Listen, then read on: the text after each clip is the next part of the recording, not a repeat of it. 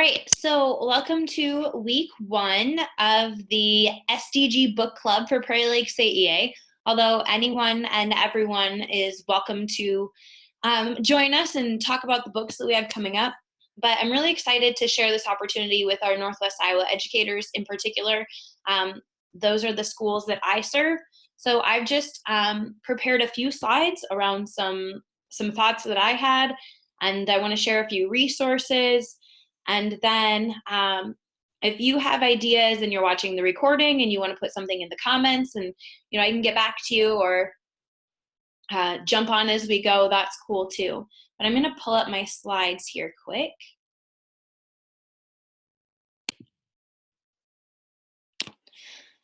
Okay, so for those of you who may not be as familiar with what this book club is about, the Sustainable Development Goals or the global goals from the United Nations are the goals that they have for our world by 2030.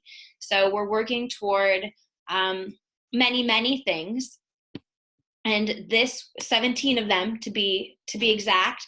So things like making sure our earth is protected and making sure we have access to equitable education opportunities, making sure we're taking care of our water resources, things like that.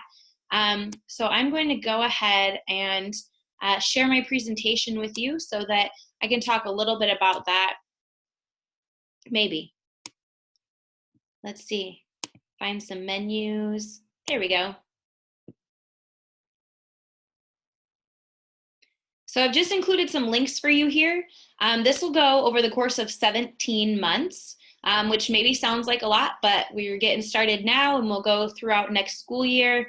And I think it'll be really, really awesome. So I know that that means summer months for many of you, but there is the opportunity to grab the recording and use them when it makes sense for you. So I'm excited to be able to share these in a recorded format with you. So my name is Leslie Osborne. I work for Prairie Lakes AEA. My contact info for Twitter and Instagram is the same handle there, and I've included my email as well in case you'd like to reach out. If you're interested in more about the book club, specific to what I'm hosting with you all, that info is there with the tiny URL for this more. At the top. And then if you're interested in more info about the project, maybe you want to do this with teachers at your school, I've shared their bit.ly so that you can learn more about what the organizers have in mind and have going on. They have a hashtag SDG Book Club if you're sharing on social media. And then if you want the link for these slides, the tiny URL that I created is there at the bottom, because I wanted you to have a chance to click on the links and be able to come back to the slides as we go through. Many of the things in here are hyperlinked for you. So I talked a little bit about these Sustainable Development Goals. As I mentioned, there are 17 of them. And so you can see that it covers a wide variety of topics and areas, but really it's about our globe coming together to create the best possible world we can for the people who live here and for our kids in the future. So this month, it's goal 1, no poverty. And we really want to just dig right into the books, right? So they shared some books for the book study. There's Seraphina's Promise, The Last Stop on Market Street, The Happy Prince, and A Chair for My Mother.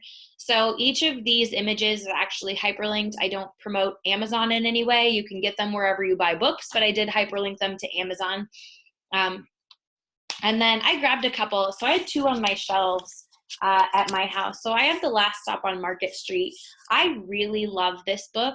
It's about a boy that goes with his grandma and they're riding the bus and they're talking about their journey. So he's seeing other people with things that maybe he's a little envious of. So he's, why don't we have a car? And she's like, well, if we had a car, then we wouldn't get to ride with all of these people. This is backwards in my screen. I don't know if it's backwards for you in the recording. So, why don't I have that popular music device? Well, there's a man on the bus with his guitar sitting right here. Like, you have the real thing. And so she's sort of pointing out the positive spin as he is maybe having some envy issues as people get on and off the bus in their journey. And they end up, spoiler alert, they end up going to a soup kitchen where, he ends up being really glad that they came and really, just grateful for the familiar faces and being able to be with these different people and serving the community in that way. So I love that one. The other one from this list that I already had on my shelf was actually one my sister gave me, and it's called A Chair for My Mother. So it's about a little girl that lives with her mother and her grandmother, and their home there was a fire in their home and they lost everything. And it talks about how their family took them in, and their mother works really hard and sometimes the little girl gets to help, and they all contribute to this savings because the mom works so hard on her feet all day. They really just want to have a nice comfy chair for the mother to sit down in. And the grandmother is contributing whenever she saves money on her grocery trip, then she puts the change into the savings jar, and then they take it and they go and ultimately get to pick out a beautiful chair for the mother. I feel like I should have put the spoiler alert really early in this so you could have paused. I don't have the other two books. I felt like grabbing the two off my shelves was a great way to get started because I could actually sit and talk about them. If you're not interested in buying, then definitely your school library or your local community libraries are great places to go for these as different options. But if you missed in my tweets and my promotional materials for our book club, these are geared toward ages 6 to 12. So it is an opportunity for younger learners to talk about these global goals. If you're looking for recommendations for older readers, definitely reach out. We can share some examples there for you too. So I'm not going to spend time reading these. I pulled out the Iowa Social Studies standards that I felt like really aligned with this theme. So if you're wanting to use these books in your classroom, if you're wanting to talk about global goals, if you're wanting to talk about poverty in particular, I pulled out the K through 5 social studies standards that I thought most closely aligned. And again, I only had 2 of the 4 books. So there could be other standards that make sense, or maybe you would choose different ones that I chose. But, just looking at the kindergarten, so we're thinking about describing ways in which students and others are alike and different within a variety of social categories. So I'm thinking about even just the family structure and how they live in A Chair for My Mother, talking about buses versus cars, and different modes of transportation, that sort of thing. And those are different in different communities, right? In my rural schools, we don't have public transportation often, if ever. But if you are living in a city or a more urban area, that might be your go-to. So there's definitely some things to consider within that. There's a lot of those econ and financial literacy standards that I think we're going to be able to pull out in No Poverty. But I put an asterisk by 12 there, distinguish between appropriate spending choices, because I think it's really important to be careful when you're talking about spending habits. And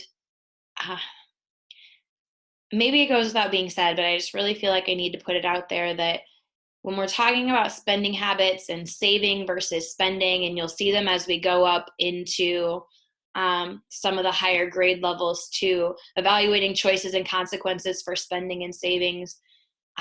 We have populations of our students that we're serving that saving is not an option for them right now. If I'm living paycheck to paycheck, I can't make a child feel bad that they don't have parents who are saving 10% into their retirement fund, like they're putting their money into food for this week. And we just need to be very aware that that's the reality for some of our students. And I think we need to be really careful in how not that saving is a bad thing, right? Like we want to encourage you to save. I just think we need to be aware of the realities of our student populations when we're talking about some of those. So coming up through 3rd grade, we're starting to look into things like effects, opportunities, and conflicts when people from different social groups come into contact with each other. How are the kids in the story the same or different from you? That transportation is an easy one. Sometimes when we're talking about money, it can be a really delicate situation, but I think it's also something that's very real that we need to be able to have a conversation around. Causes of conflict or collaboration. I love the collaboration one among different social groups. That's really going to dig into that action piece that I'm going to share with you in a second. thinking about scarcity and choices that we have to make. They couldn't just go out and buy a chair. They had to put their savings, and they literally save their change in a jar in a chair for my mother to make sure that they can buy this new chair. And so I see I have a typo. I'll have to fix that. But just some things to think about. So like I said, I went up through 5th grade. What are the challenges and opportunities when taking action to address problems? Ways to monitor how money is spent and saved. And then that taking informed action. So whether you're an Iowa social studies teacher or not, the C3 framework came out nationally, and they have these shifts for social studies. And one of them is this idea that we need to have kids communicating conclusions and taking informed action. And so all of the grade levels for Iowa, and it's recommended at any grade level across the nation, that we have kids taking action on what they learn about. And so I pulled the standard for those taking informed action pieces, but I want to take a closer look at what that could look like. So I've got some resources that I've listed out for you. There's some lesson plans here. There's some posters. There's comic books. There's learning goals. We have all kinds of amazing things that we can look at, and I'm going to highlight a couple of those in a second. But here's one I found, and I linked it there. The source is from 170 Daily Actions. So these are just simple things that someone put together so that what could we do around no poverty? So these are specific to goal 1. We could clean out our pantry, fill a box with non-perishable foods, and donate it to a food bank. Like, that's a really a great way for kids to take action, right? They can go and they can do.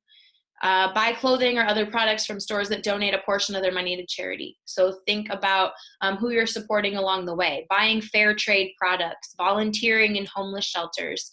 Not every option is going to be appropriate for every grade level, but I think we can have conversations at every grade level and find ways that make sense. The birthday party one, we're offering the option to donate money. I've seen kids who have donate pet supplies instead of a present, and then they take them to the Humane Society or the Animal Rescue League or whoever they're working with. I love that.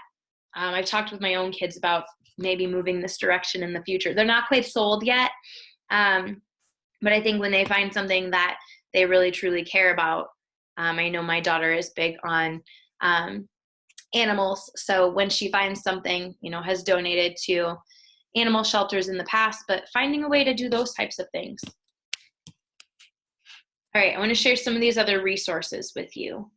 So I've got some of the ones I talked about here. They're all hyperlinked, so you can go, like the World's Largest Lesson has a great collection, and you can sort their resources by goal. So under their resource library, all resources by goal, and then I just picked goal 1. And so then each of these is a separate resource that you can use. So I love the Why It Matters sheets that they offer, because they're really simple. I think they're technically 2 pages for a lot of them, but if you printed them front and back, then they're 1-pagers. Really simple 1-pagers. Images that you can use, lesson plans. I talked about, comic books, that sort of thing. So that's a great resource for you there. And again, that's resource library, all resources by goal, which is just a great opportunity to get some resources all in one place. You could also sort by age level if you're looking for something like that. So another one I love, Teaching Tolerance is one of my go-to resources for all the things. And so Teaching Tolerance, I actually just did a search for poverty, and they'll give you the grade level, they'll give you the topic, but they have things around like the definition, like what is poverty, the cycle of poverty, issues of poverty. They have some different infographics, poverty in our community. They have some action plans. And as you can see, there's pages and pages of resources. These are, grade 3 to 5, 3 to 5, and 6 to 8. So you could narrow this filter down even farther by grade level. Like I said, I go to them for all the things because they just have these amazing resources at all levels. And then the other one I wanted to share with you and pull out specifically is a platform called, hi Marissa, a platform called Beluga. And within that, they have this deep dive series that you can share with your students. So from the teacher side, I could assign them some different things.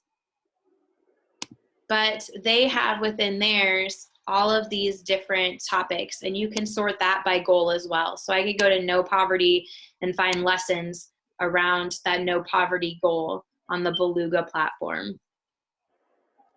So these are the resources that I put together and some books that I've been thinking about.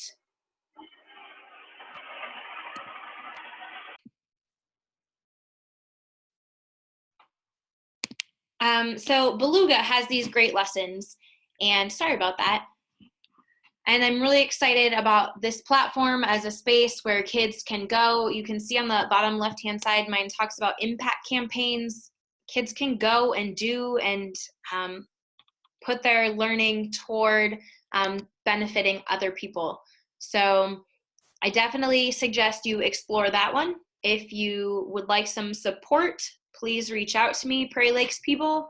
But I'm super excited about that. So as I said, there's all these resources. I just grabbed several. I know there's a ton more. If you have a favorite, feel free to put it in the comments, and I will get that shared out as well. And remember, I want to put up this slide one more time. You do have access to these slides. You have access to the SDG book club page, and then that top link for this particular book club gives you links to upcoming book club meetings dates. So goal 2 is next, around Zero Hunger in May, and that for us will take place on May 7th at 3:30. So if you can join us, that would be amazing.